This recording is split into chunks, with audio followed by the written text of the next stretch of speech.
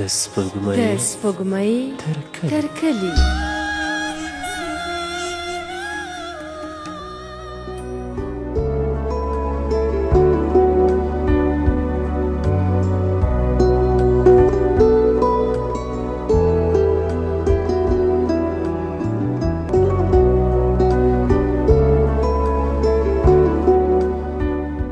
د سپوږمۍ تر کلي خپرونې قدرمنو دوستانو سلامونه مې ومنئ.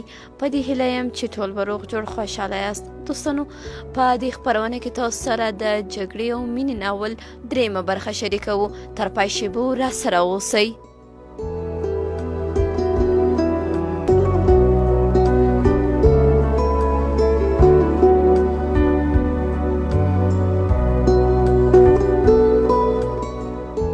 شپې په پخېدو سره د ډزو شدت لږ سو. یوازې د شاوخوا کلاو څخه خال خال ډزې کېدلې. بریالي د کلي شاوخوا وڅارله. د کادانې له بامه یې د کلا د دروازې مخه هم وکتله چې ډاډه سو د کلا شاوخوا څوک نسته. ډزې یوازې د ده د بوختولو لپاره کېږي. نو د کلا په کونج کې د ازغو له انګار څخه چې د مخه یې اور اخیستی و یو سوکی را واخیست او په دیګدان کې یې اور بل کړ. تبه یې پرې کښېښوده. دې ته یې ونه کتل چې تبخی ګرم دی که نه.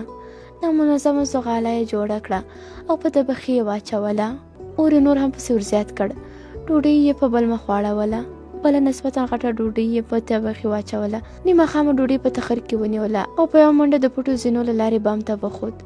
له برج څخه یې شاوخوا څارله. د کلشنکوف قید یې وواهه او بې له دې چې وګوري ډزې وکړې. کلشنکوف یې له دیوال سره ودراوه. په خپله د ډوډۍ په خوړلو لګیا سو. ډوډۍ یې هم دلته پرېښوده. لاندې کښته سو. د تبخي پر سر ډوډۍ څخه لوګي ختل. هغه یې ترې ایسته کړه. بله یې ژر پرې واچوله او په بیړه په یو خوا بله خوا واړوله. د کلا دیوال په ضربۍ ګولۍ لګېده. خدای داسې د ډوډۍ په پخولو لګیا و لکه چې هیڅ هم نه وي. له څا څخه یې منګی را ډک کړ. د تناره د کوټې په کونج کې یې کښېښود.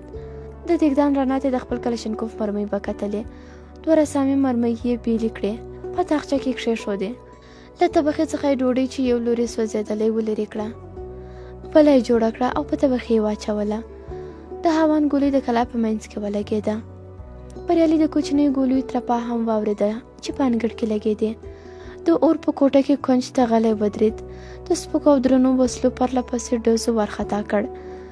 د شاجورونو چانټه یې غاړې ته واچوله. په زینو کې ورو ورو پورته سو. په وروستۍ زینه کې د برج په لوري هوایي ډزې وکړې. له دې سره یې په یوه منډه ځان برج ته ورساوه. د سهار رڼا په خورېدو وه چې په برج کې یې د شاجورونو چانټه چې له ګلمرجان څخه پاتې سوې وه پیدا کړه او څنګ ته یې واچوله. دغه وخت د توغندي ګولۍ د برج خواته د کلا په دیوال ولګېده. بریالي د کلا له بلې خوا څخه یوه ګولۍ فیر کړه او بیرته په منډه یې ځان برج ته ورساوه. څو شېبې وروسته په هغه ځای راکټ ولګېد. دیوال یې ویجاړ کړ. بریالی پوه سو چې راکټ چې نږدې ورته ناست دی خو نه یې سوی کولی چې سر پورته کړي. بیا یې له ویجاړ سوي ځای څخه مرمۍ فیر کړه او په خپله یې ځان برج ته ورساو. د کلا ترڅنګ د باغچې د کوچني دیوال له شا بیا په هغه ځای د راکټ ګولۍ ولګېده. بریالي د باغچې دیوال په نشه کړ. څو ډزونه یې هغې خواته وکړل. له ختیځ لوري په برج د توغندي دوه ګولۍ ولګېدې خو برسېرنې وې. یوازې د برج له چت څخه خاورې او دوړې راتویې کړې. بریالي له نږدې څخه دا غږ واورېد.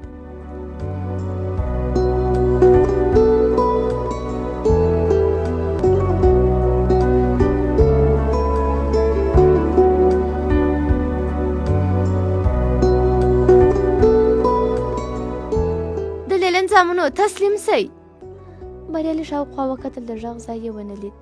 ویې ویل مرمۍ ډېرې لرو. اوس خو تاسې یاست چې ټول پنجاب هم در سره سي نه تسلیمیږو. د بلې خوا ورباندې غږ وسو. روس بادار دې څه ونه کړل. تاسې به څه وکړئ؟ ټول پوځ تباه سو. ته بیا کوم سپی یې؟ بریالي څه ونه ویل. خپل ځای یې بدل کړ.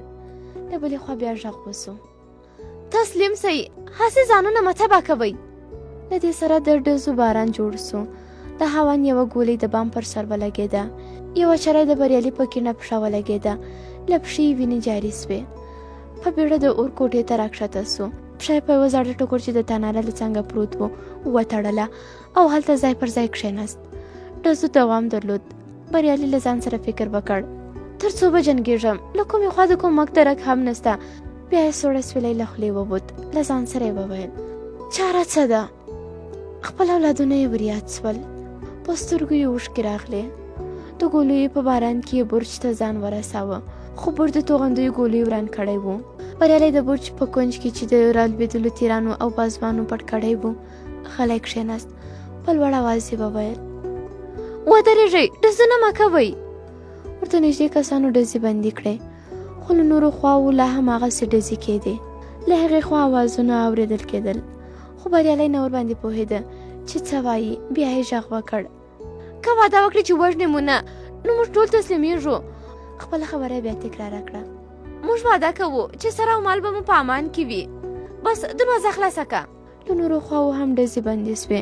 بریالي د دروازې زنځیر خلاص کړ. د دروازې یوه بله پله یې خلاصه پرېښودله. د دیوال خواته ودرېده. بېرته یې دروازه بنده کړه، خو زنځیر یې نه کړه. په خپل ځای ودرېد. اسمان ته یې وکتل. اسمان شین و. بریالی داسې ورته ځیر و لکه چې ستوري شمېري.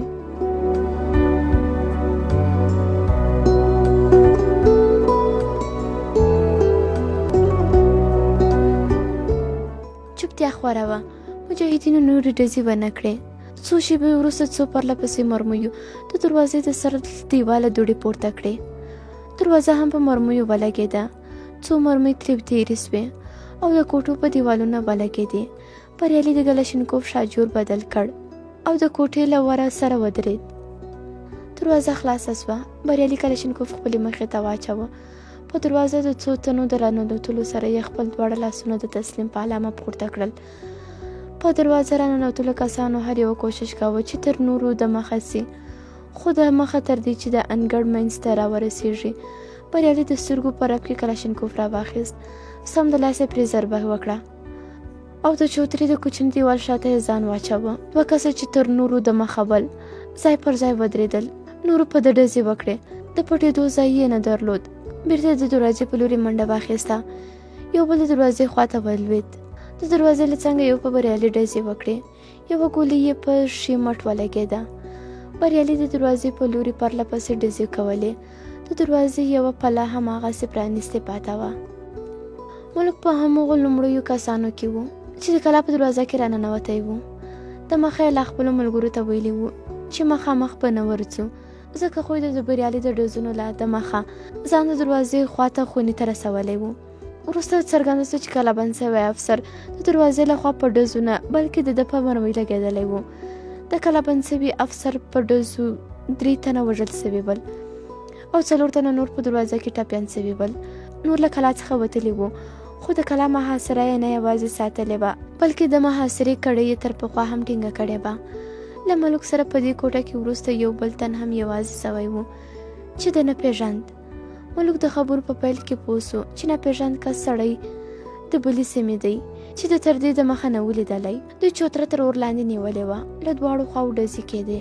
ملک او ورسره ملګري یې سر نسوی پورته کولی چې افسر وویني، خو د چوترې اندازه یې لګولې وه او وار په وار یې پرې ډزونه کول. کله چې به له هغې خوا ډزې نه کېدې نو چوتره به یې څارله او بیا به یې ډزې پرې وکړې. دوی هماغسې ډزې کولې چې له هغې خوا د ډزې لوری بدل سو. ډزې یې بندې کړې. ملک د کړکۍ له څنګه ور وکتل. بیرته یې ژر سر ټیټ کړ. دا زوی مړی لکه پیری داسې دی، اوس له کوټې ډزې کوي. غم یې مه کوه، اوس مو کلا ته لاره پیدا کړه، ډېر ژر به مو له مکې بند سي. او بیا دواړو د کوټې په خوا په ډزو پیل وکړ. په کلا باندې له هرې خوا د سپکو او درنو وسلو ډزو هم دوام درلود. ملک خپل ملګري ته ور په غوږ سو. هغه کوټه تر اور لاندې ونیسه، توکل مې دی په الله وي، زه ورځم، دا په دې رقم نسي تسلیمېدی. هغه مخالفت وکړ. نه وتلی نسې، کرار کښېنه. ملک له ځایه راولاړ سو. ویې ویل توکل په خدای، زه ورځم، ته یې تر اور لاندې ونیسه، نور غم مه کوه، مه ځه، زما ومنه، مه ځه.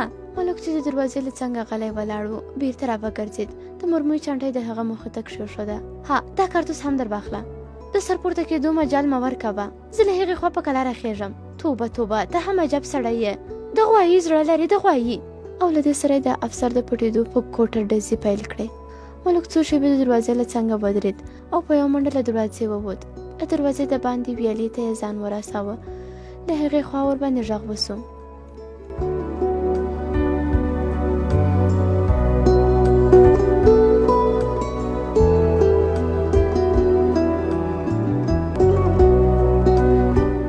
ملوکه ته یې؟ هو زه یم چې ډزې ونه کړې. خدای دې خوار نه کړه، نږدې خو مې غلبېل کړی وای. دا وخت راوتو دی. ملک یې څنګ ته ورغی. خوشې ډزې مه کوه، هېڅ ګټه نه لري. نو څه وکړو؟ بس په کلا ورخېږو. دا څه وایې؟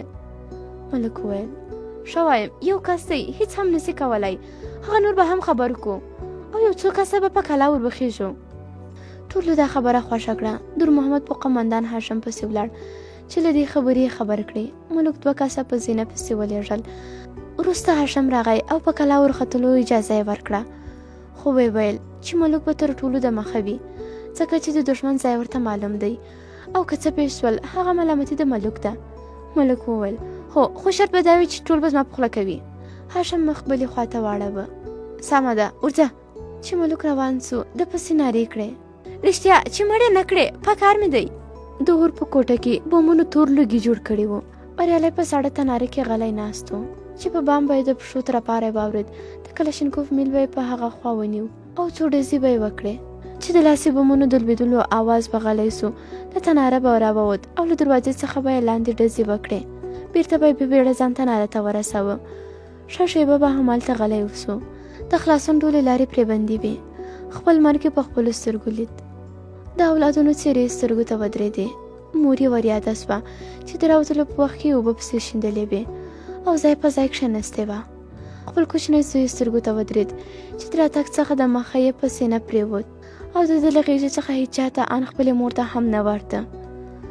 خو د دې ریشې اغوستې وه، باید وظیفې ته تللی وای. ماشوم یې په ژړا ژړا مور ته ورکړی و. هغه شېبه یې د ماشوم ژړا چې له ده نه جلا کېده په زړه کې دا فکر پیدا کړی و چې تر څو به جګړه کوي، څوک به د څه لپاره وژني. ان د راتګ په وخت کې خو دا فکر هم ورته پیدا سوی و چې د ریشې وباسي او قرار په کور کښېني. خپلو امیرانو ته وایي چې نور نسي کولی چې وجنګېږي، غواړي له خپلو اولادونو سره د مینې ژوند ولري. اخر تر څو به جنګېږي. هغه شېبه یې خپله تفنګچره ایستلې وه. په کرکه یې ورته کتل. له ځان سره یې ویلي و څو چې دا بدمرغه وسله را سره وي د خوشحالي مخ به ونه وینم. وسله چې د چا تر څنګ وي یا به بل وژني او یا به بل څوک دی وژني. بیا د بېوسۍ اسویلی تر خولې وتلی و. ویې ویل رښتیا چې وسله د شیشکي وینه ده. هغه ورځ یې له وسلې څخه کرکه سوې وه. بد بد یې ورته وکتل. زړه یې و چې ایسته یې وغورځوي او ځان ترې خلاص کړي، خو سترګې یې پټې کړې وې او تفنګچه یې بیرته څنګ ته واچوله.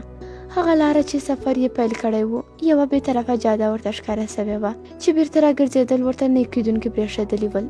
په هغه ورځ یې وسله تر بل هر وخته بده ایسېدلې وه او یو ناوړ بار ورته ښکاره سوی و، خو نن یې د ځان د ژغورنې لپاره له وسلې څخه مرسته غوښته. په زړه کې ورتېر سول وسله که بار ده، یوه ورځ پکار ده.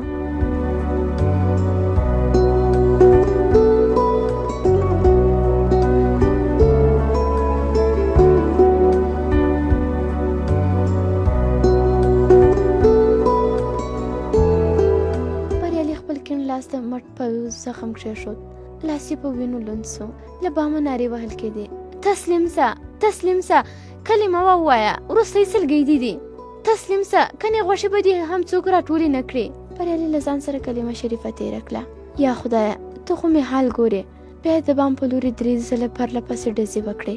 لاس یې بم کوټې ته راولوېد. چرې د ده تر سر چې په تناره کې ولاړ و ورتېرې سوې. په تناره کې غلی و. په مخ یې خولې راماتې سوې وې. په خپله ملا یې د وینو لندبل احساساوه. غوږ یې ونیو. په شونډو یې مسکا خوره سوه.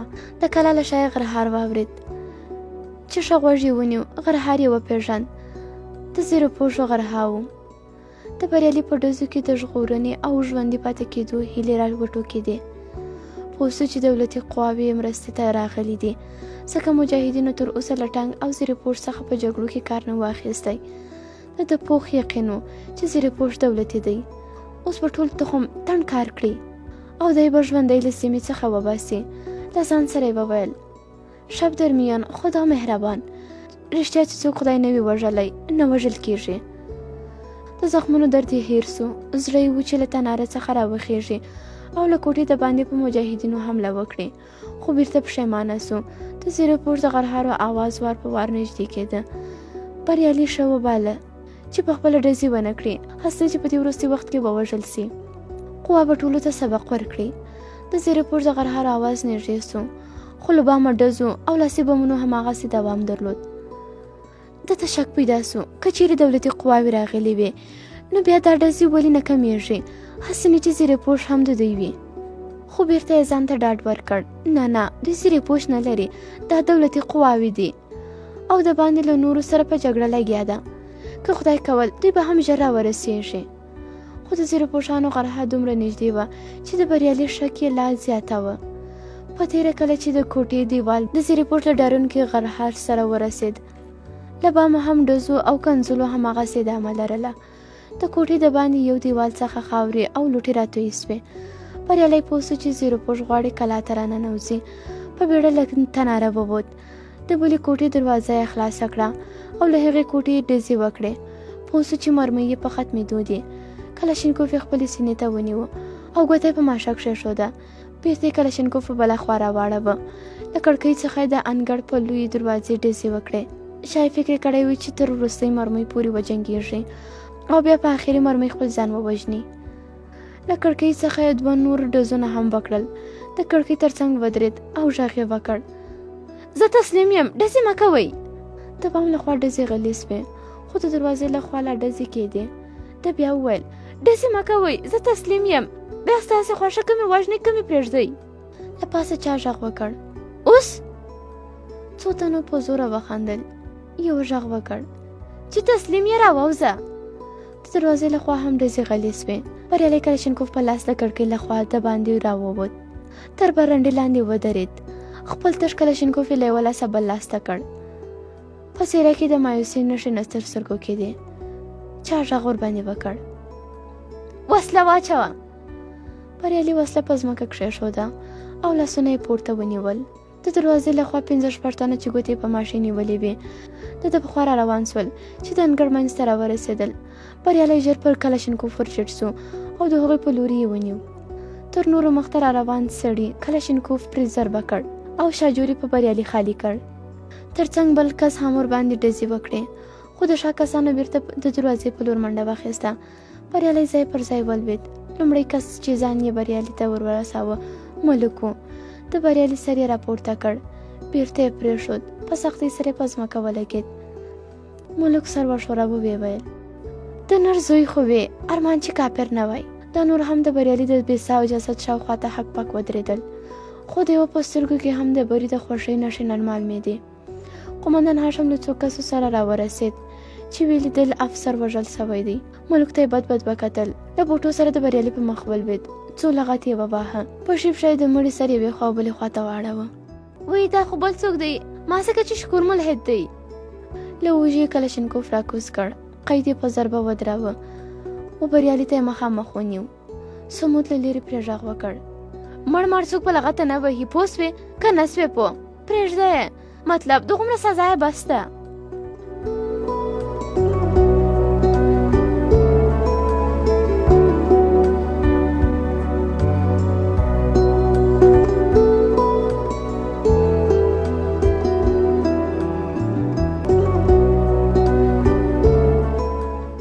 جګړه کې د قومندان هاشم د ګروپ سره یو ځای نورو ګروپونو هم برخه لرله، خو په ټولو کې د غفار ګروپ د دولتي قطار موټر هم بیولې و او وسلې هم ډېرې دوړ څخه وړې وې.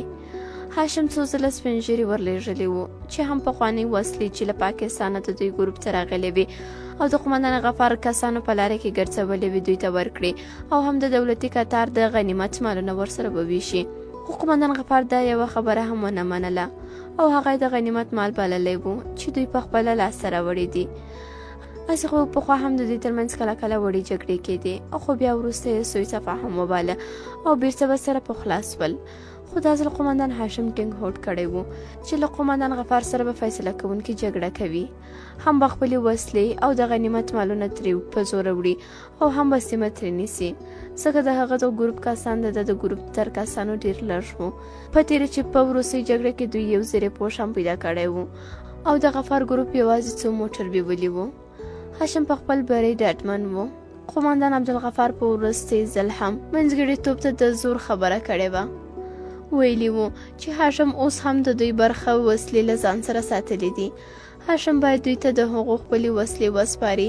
له یوې اونۍ راهیسې د دواړو ترمنځ د توغندیو یوه جګړه روانه وه. د هغوی توغندي د دوی په سیمه کې په کلیو لګېدل. دوی هم له دې خوا توغندي ویشتل او په دوربین کې به یې لیدل چې د هغو له کلیو دوړې پورته کېږي. دوی د هغې سیمې اوسیدونکي نیول او بندیانول او هغوی هم لویه لاره نیولې وه. د دوی د سیمې اوسیدونکي له موټرونو څخه کښته کول او بندیانول یې. پخوا به چې د دوی ترمنځ داسې جګړه پیل سوه، دولتي الوتکو به د دوی سنګرونه بمبارول او یا به سپین ژیرو منځګړیتوب کاوه او د دوی جګړې به بندې سوې. خو اوس دولتي الوتکو هم دوی په خپل حال پرېښی وو. شای ویل به یې تر الوتکو یې خپل منځګړی جګړه ښه تباه کولی سي. په تېره اونۍ کې نه الوتک بمبارد وکړ او نه هم چا ترمنځ منځګړیتوب وکړ. هاشم څو تنه لا پرون د غره خواته لېږلي وو. یو بل ګروپ ته یې وظیفه ورکړه چې له بلې خوا حمله وکړي. هاشم، نعیم، شینګل، ملوک او شپږ نور وروستي کسان وو چې د ماښام له مانځه وروسته د ارمي په غره کې ور وختل. خو لکه د غفار کسان چې د مخه خبر وو، مخکې تر دې چې دوی یرغل پرې پیل کړي، هغوی ډزې وکړې او له لومړیو ډزو سره د قومندان غفار په مرکز له دریو خواو یرغل پیل سو. په غره کې د ډزو انګازو د هاشم کسان ورخطا کړل. خو هاشم خپل جرأت ونه بایله. خپل ورسره کسان یې په دریو ګروپونو وویشل. یو ګروپ یې مخامخ ولېږه، بل ګروپ ته یې وظیفه وسپارله چې د پخوانیو استول سویو سره سوکه ځانونه ورسوي. په خپله له لومړي ګروپ سره پاته سو. له پاسه په دوی د دهشکې ډزې پیل سوې. ډزو په غره کې انګازې کولې. اصلي ځای هېچا ته نه معلومېده. ملک په خپل راتګ پښیمانه و. په زړه کې یې هاشم ته غوسه راتله. د ډبرې تر څنګ نورو هم ځان غلی کړ. ډزې یې نه کولې. فکر یې وکړ چې په چا ډزې کوم، څوک وژنم، ولې وژنم، د چا لپاره. شاوخوا یې وکتل، هاشم ډزې کولې. له هرې خوا ډزې کېدلې. خپل او پردی چاته نه معلومېده. ملک هماغسې غلی ناست و. زړه یې چې ځان لاندې شیلې ته ورسوي او تر سهاره چېرته لرې کښېني. خو دا کار هم ورته ناممکنه ښکاره سو، ځکه له یوې خوا یې قومندان شاته مورچل نیولی و، له بلې خوا له جنګه تېښته ورته بې غیرتي معلومېده. دا مهمه نه وه چې له چا سره جګړه کوي، خو له جګړې تېښته ورته د بې غیرتو خلکو کار ښکارېده. د هاشم له مورچل څخه د ده په مورچل ډزې وسوې. ملک ورخطا سو. فکر یې وکړ چې د هغه مورچل نیول سوی دی، خو وروسته یې ولیدل چې د هاشم له مورچل څخه نورې ډزې د دښمن په خوا وسوې. له ځان سره یې وویل شاید دا ډزې د قومندان ډزې وي او ما ته غوسه وي چې ولې ډزې نه کوم. زړه نازړه یې څو هوایي ډزونه وکړل، خو ژر متوجه سو چې مخالفین ورته نږدې سوي دي. ډزې د څنګ له خوا پرې وسوې. د هاشم له خوا راویستل سوی لاسي بم ملک نور هم ورخطا کړ. بېوارې چیغې کړې، څه کوئ زه؟ خو د قومندان هاشم له خوا راویستل سوي دوهم لاسي بم په درز کې یې غږ ورک سو. اوس نو له هر چا څخه د ډزو لوری ورک سوی و. له هرې خوا چیغې نارې اورېدل کېدې، مه یې پرېږدئ چې یو هم درنه روغ لاړ نه سي، له دا بلې خوا پرې راتاوسئ. پرله پسې ډزو یرغل کوونکي سخت ورخطا کړي ول. له قومندان هاشم څخه هم د خپلو کسانو درک ورک و. یوازې ایت محمد ورسره پاته و او هغه هم داسې ورخطا و چې د ده د خبرو ځواب یې هم نسوی ورکولی. هاشم په کیڼ لاس سرسري ټپي سوی و. په کوپه ملا یې ځان شیلې ته ورساوه. نور یې ډزې نه کولې او دواړه په بیړه د شمال په خوا روان و. شیله که څه هم د قومندان غفار تر مرکز لاندې وه، خو له ګولیو څخه مسؤونه وه. کله کله به یوه نیمه ګولۍ د شیلې د بل لوري په څنډه په ډبرو ولګېده او د دواړو به ژر سرونه ټیټ کړل. کله کله خو به ځای پر ځای یې څملاستل چې ډزې یو څه کمې سوې. بیا به یې په منډو پیل وکړ. اوس نو د سهار رڼایي په خورېدو وه.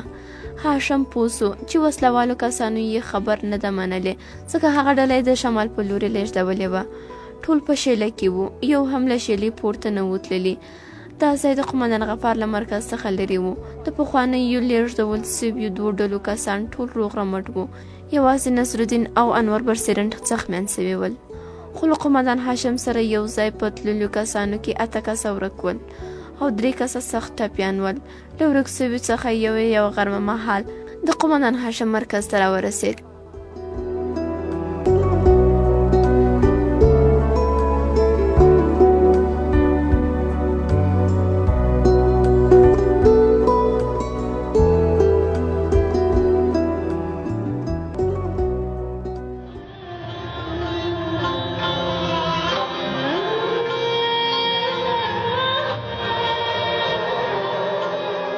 د سپوږمۍ تر کلي